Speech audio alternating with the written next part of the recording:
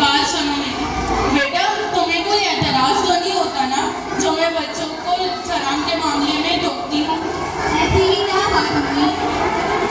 अरे बेटा ये छोटी छोटी बातें अगर हम इब्तदा में ही बच्चों को समझा दें तो यकीन करो बेटा इससे हमारा इखलाकी दार कहाँ का कहाँ पहुँच जाए।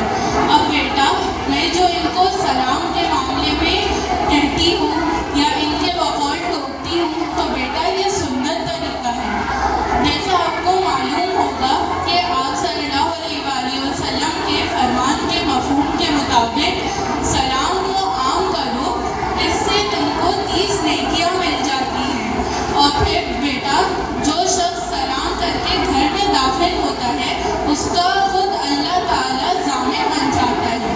अब बेटा तुम खुद सोचो जिस शख्स का अल्लाह ताला ज़ामिन बन जाए तो फिर उसको क्या फिक्र। सही कह रही अम्मी आप।